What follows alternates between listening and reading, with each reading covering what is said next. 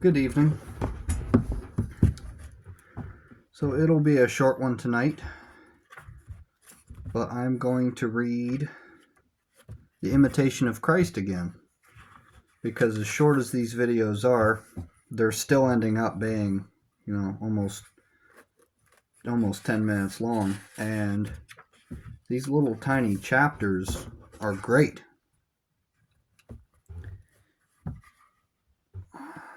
Come on.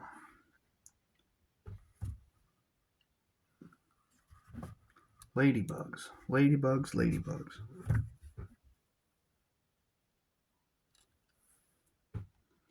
Ladybugs, ladybugs.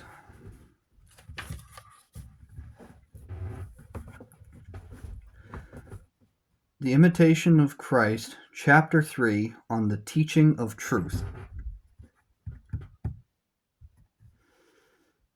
Persons who are taught by truth and not by symbols or deceitful words are really blessed and happy, for they learn truth in itself. Our own opinions and lack of knowledge often lead us astray because we do not know the truth as it is. What good will it do us to learn many things, the knowledge of which will not help us on Judgment Day, nor hurt us if we do not know them. It is foolish not to learn those things which are necessary for us, and to waste our time on those that merely satisfy our curiosity and hurt us in the end. For if we do so, we have eyes but cannot see. What need have we to be concerned with unessentials? The person to whom the eternal Word, who is Jesus, speaks is freed of useless opinions. From the Word all things proceed, and creation cries out that He is God. The same who is the beginning, who speaks to us. No one can understand the truth, nor make right judgments without Him. Only those to whom all things are one, who draw all things to one and who see all things in one, may be strong in heart and rest peacefully in God. O my God, you are truth. Unite me to yourself in perfect love. I am so weary of all I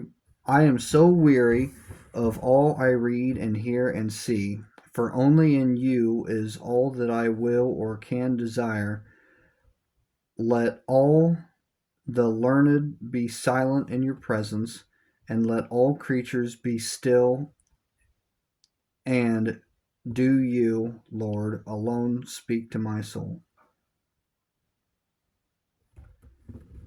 The more we are united within ourselves and are joined to you in the simplicity of our hearts, the more effortlessly we understand the deep things, for the light of understanding comes to us from above.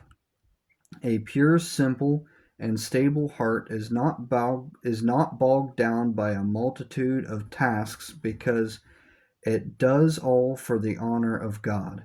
And since it is not self-seeking, it is not eager to follow its own will. An unmortified spirit is your greatest hindrance. Good and devout people first plan inwardly the works they are to do outwardly. In this way they are not led to evil inclinations, but bend their wills to the rule of right reason. Who has a greater struggle than those who labor to overcome themselves? This should be our daily labor, self-conquest, so as to take steady progress in the spiritual life. There is no absolute perfection in this life, for there is always some imperfection attached to it. Likewise, there is no knowledge in this world that is not mixed with some ignorance. Therefore, a humble self-knowledge is a surer way to God than a search after deep learning. It is not wrong to pursue learning, for since it comes from God, it is good as far as it goes. But it is far better to have a clean conscience and lead a virtuous life, because some prefer to be learned than to be virtuous. They make many mistakes and produce little or no fruit. If only people would use as much energy in avoiding sin and cultivating virtues as they do in disputing questions, there would be there would not be so much evil in the world, nor bad example given, nor would there be so much laxity in religion. On the day of judgment, we will not be asked what we have read, but what we have done. Neither will we be asked how well we have spoken, but how devoutly we have lived. Where where are all the doctors and learned people who were famous in their day? They are now supplanted by others in their lifetime. They're now supplanted by others. In their lifetime they enjoyed fame, but now they are scarcely remembered. How quickly the glory of this world passes when its deceptive with its deceptive pleasures. If only their life had been on par with their learning, then all their studying and reading would have been to a good end. Many there many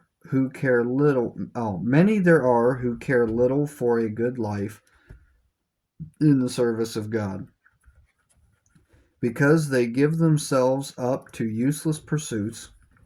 They prefer to be great in this world than to be humble, and therefore their illusions go up in smoke. Those who abound in charity are truly great, and those are also great who are little in their own estimation, and regard all worldly honors as nothing. How wise are those who look upon worldly pleasures as dung in order to gain Christ. They are truly learned who forsake their own will to follow the will of God.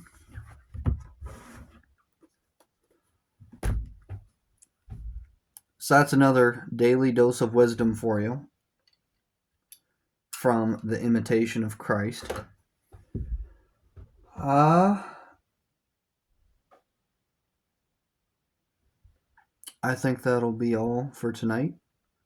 If you have watched this, I sincerely thank you, and I appreciate it, and I hope you come back for the next. There's only like 300 chapters left to that little book. Thank you. God bless, and good evening.